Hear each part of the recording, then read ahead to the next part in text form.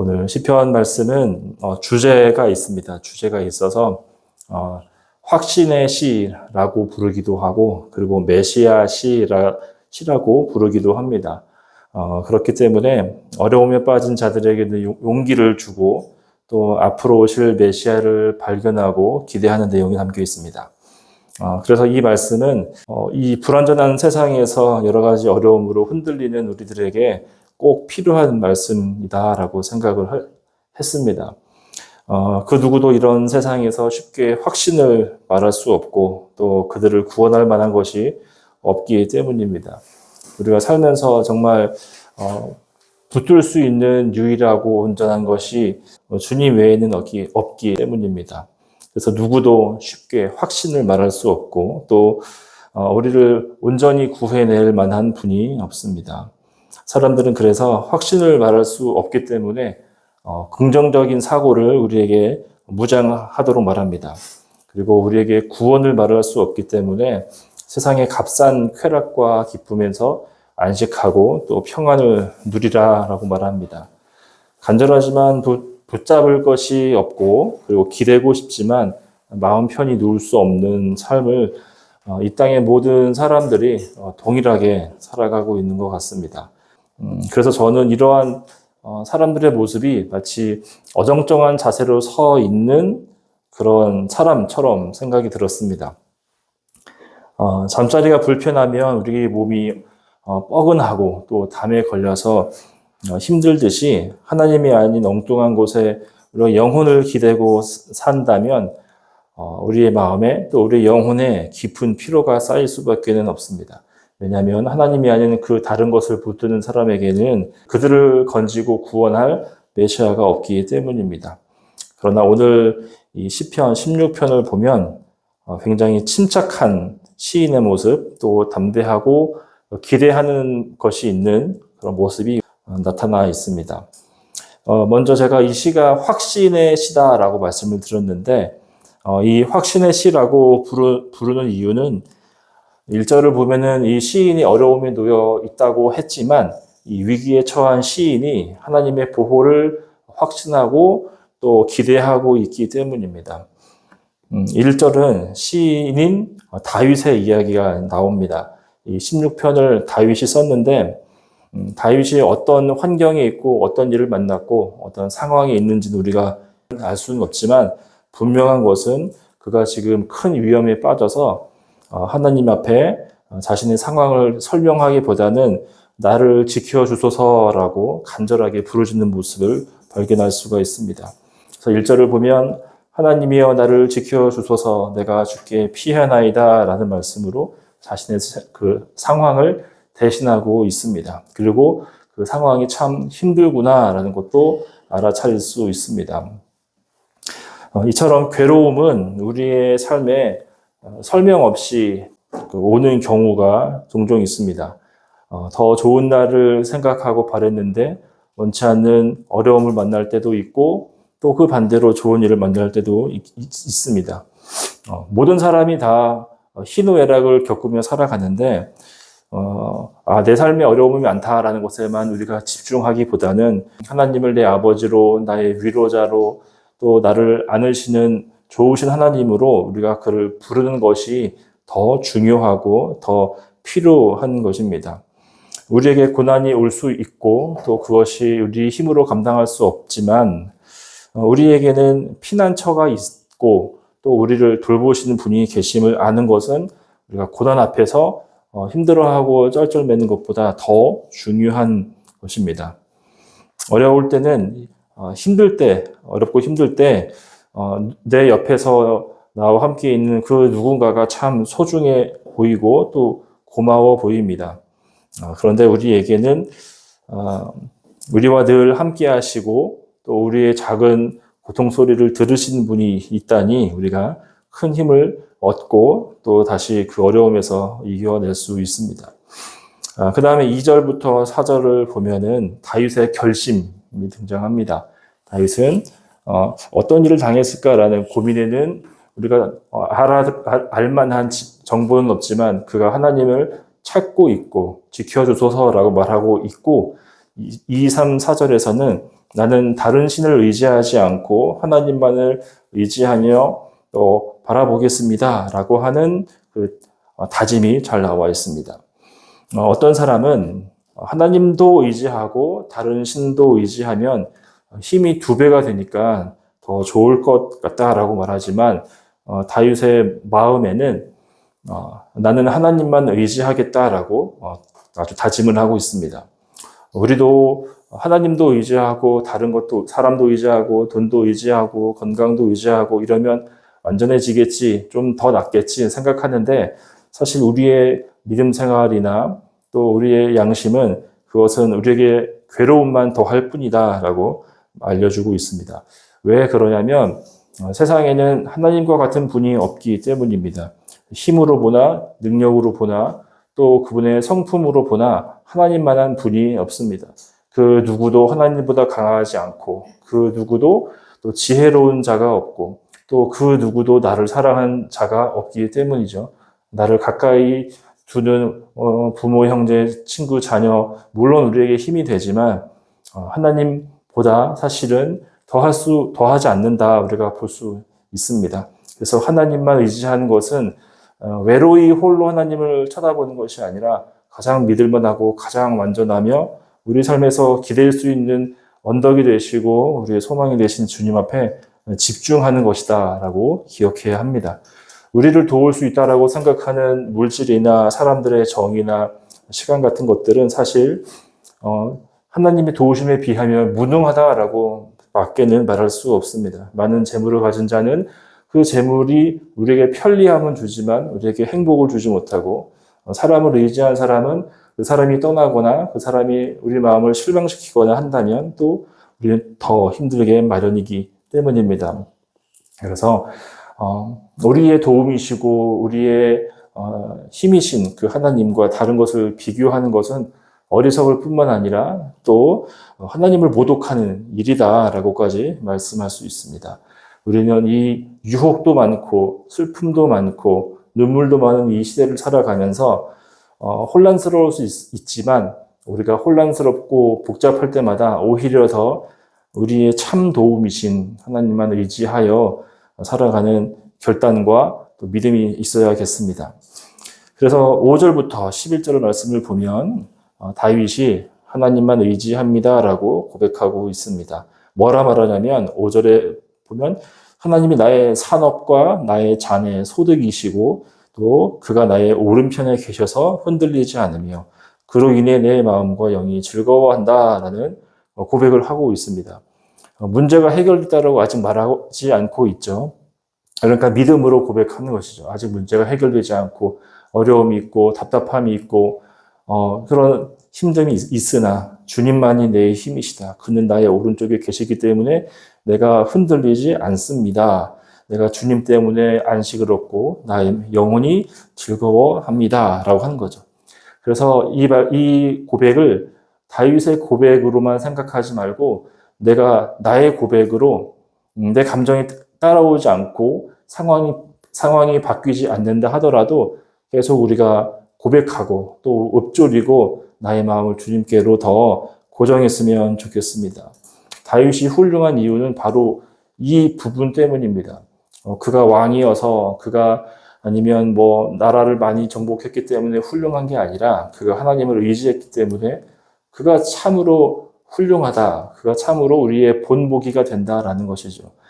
다윗은 때로는 자기가 잘못한 거 없는데 갑자기 닥친 긴 슬픔과 고통의 시간 앞에서 하나님을 의지하기도 했지만 반대로 다윗은 하나님 앞에서 큰 죄를 지어서 감히 하나님 앞에 나올 수 없는 그 상황에서 믿음도 없고 또 온갖 죄를 다 저지르는 그 비참하고 능력 없는 모습에서도 주님을 찾았습니다. 그때 하나님께서는 그를 싫다 말하지 않으시고 나는 너를 모른다라고 말씀하지 않으시고 오히려 두 팔 벌려 그를 안아주시고 너는 내가 기뻐하는 자다라고 이야기해 주셨습니다. 문제 앞에서 어려움과 고난 앞에서 그것만 두고 우리가 슬픔의 눈물을 흘리기보다는 이것이 있어서 나는 하나님께 더 나아갑니다라는 그런 다짐이 우리를 살리고 우리의 믿음이 되고 또 우리가 사는 길인 줄로 믿습니다. 그 다음에 이제 10절부터 11절에 보면 하나님을 향한 찬양이 나옵니다. 다윗은 하나님이 자기 영혼을 버리지 않으시고, 즉 주의 거룩한 자를 멸망시키지 않으시며, 그리고 나에게 생명의 길을 보이신다. 우리가 만들 수 없는 생명의 길, 우리가 기대할 수 없었던 그것이지만 우리에게 이러한 길을 열어주시고, 또 우리 앞에, 하나님을 의지하는 그 앞에 기쁨과 영원한 즐거움을 주신다라고 고백하면서 이 시를 마치고 있습니다. 하나님은 자기를 찾는 자들에게 언제나 좋은 것을 주시고 또 그를 거절하지 않으십니다. 우리에게 결국에 기쁨과 즐거움을 주십니다. 당장 겪고 있는 잠시의 슬픔과 어려움 앞에서 우리를 버리지 않으시고 우리가 죄를 다 뒤집어 쓴 그런 비참한 모습으로 주께 왔다고 하더라도 우리 머리 위에 죄가 있었지만 우리 머리 위에 화관을 씌워주시는 그 하나님, 상처를 가지고 나왔지만 성숙으로 바꾸어 주시고, 절망을 가지고 주님 앞에 나왔지만 산 소망으로 우리를 살아나게 하시는 그 하나님을 더 기대하시고 상황을 뛰어넘는 그 믿음으로 고백할 수 있으면 좋겠습니다. 이처럼 하나님은 자기를 피난처로 삼아 피하는 자에게 이러한 은혜들을 주시는데, 물론 그에게도 유혹의 소리가 있었습니다. 가장 가까운 것, 가장 빨리 할 수 있는 것들이겠죠. 우리의 경험, 우리의 지식, 우리의 힘, 또 사람들의 도움이 될 텐데, 우리가 그런 고백을 들을 때마다, 그런 어떤 유혹을 우리가 받을 때마다 다윗처럼 더 결연히 주님 앞에 나아갔으면 좋겠습니다.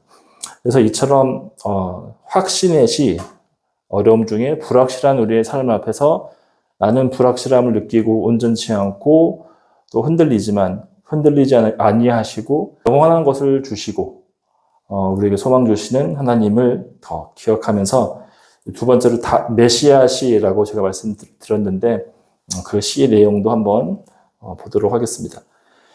시편 16편은 성경에서 굉장히 중요한 역할을 합니다. 그러니까 찬양으로서 하나이기보다는 이 시 하나로 이 안에 있는 메시아가 드러나기 때문에 그렇습니다. 특별히 90, 11절은 예수님의 부활하심에 대해서 예고하고 있습니다. 왜냐하면 그 베드로가 사도행전 2장에서 설교할 때 많은 유대인들 앞에 시편 16편 90, 11절이 바로 예수님의 부활하심을 예고하는 것이다 라고 설명했기 때문입니다. 한번 찾아보겠습니다. 사도행전 2장 25절부터 28절. 우리 함께 읽어보겠습니다. 다윗이 그를 가리켜 이르되 내가 항상 내 앞에 계신 주를 배웠으며 나로 요동하지 않게 하기 위하여 그가 내 우편에 계시도다. 그러므로 내 마음이 기뻐하였고 내 혀도 즐거워하였으며 육체도 희망에 거하리니 이는 내 영혼을 음부에 버리지 아니하시며 주의 거룩한 자로 썩음을 당하지 않게 하실 것이미로다. 이는 내 영혼을 음부에 버리지 아니하시며 주의 거룩한 자로 썩음을 당하지 아니하실 것이미로다. 주께서 생명의 길을 내게 보이셨으니 주 앞에서 내게 기쁨이 충만하게 하시리로다 하였으므로. 네. 시편 16편과 거의 똑같죠. 네, 인용하고 있기 때문에. 그러니까 이 시편 내용은 다윗의 믿음, 다윗의 하나님을 향한 찬양일 뿐만 아니라 더 나아가서는 주님의 그 거룩한 자가 썩음을 당하지 않게 하실 것이다. 이 말이 예수님이 죽은 채로 내버려 두지 아니하실 것이다 라고 지금 예언했다라는 뜻입니다. 27절도 보면 내 영혼을 음부에 버리지 아니하시며 주의 거룩한 자로 썩음을 당하지 아니하실 것이미로다 이렇게 말씀했죠. 그러니까 깊은 고통에 빠진 개인이 아닌 사망으로 장사 지낸 바 되신 예수께서 그냥 두어지지 아니하시고 예수님이 부활하실 것을 이야기하고 있죠. 그리고 또 한 군데 보면 사도행전 2장 30절에서 31절에서도 똑같이 시편 16편을 예수님의 그 죽음 이후에 올 부활에 대해서 예고하고 있습니다. 여기 보면 우리 31절만 보면은, 사도행전 2장 31절 보면은 이렇게 써 있습니다. 미리 본고로 그리스도의 부활을 말하되, 그렇죠? 그가 음부의 버림이 되지 않고 그의 육신이 썩음을 당하지 아니하시리라 하더니 예수님이 부활했다. 이렇게 설명하고 있습니다. 한 군데 더 나오는데 사도행전 13절에 보면 안디옥에서 사람들에게 설교할 때, 자, 시편을 봐라. 거기 예수님이 부활하신다고 되어 있지 않느냐? 주의 거룩한 자가 썩음을 당하지 않고 그의 영혼이 음부에 빠지지 않는다라고 했다. 그가 예수이시다라고 베드로도 그랬고 바울도 그러면서 사람들에게 예수님에 대해서 증거하게 되었습니다. 그런데 이 말씀은 하나님을 신뢰하는 자는 다 이와 같이 썩음을 당하지 않는다. 죽음 앞에서 그렇게 어려움 앞에서 버림을 받지 아니하신다라고 우리가 똑같이 받을 수 있습니다. 하나님을 찾고 의지하는 자를 버려두지 아니하심 우리가 믿을 때에 우리의 고난 앞에서도 또 우리가 하루를 더 살 수 있는 용기를 얻고 한 번 더 기도할 수 있는 힘을 얻고 또 한 번 더 찬양할 수 있는 마음을 주시고 또 이 길고 지루한 시간들도 이길 수 있는 시간을 우리에게 주십니다. 우리도 다양한 환경에서 여러 가지 고통을 겪습니다. 그럼에도 불구하고 소망을 가질 수 있다라고 하는 그 반전은 바로 하나님께서 우리의 슬픔을 기쁨으로 바꾸어 주시기 때문입니다. 눈물을 웃음으로 바꾸어 주십니다.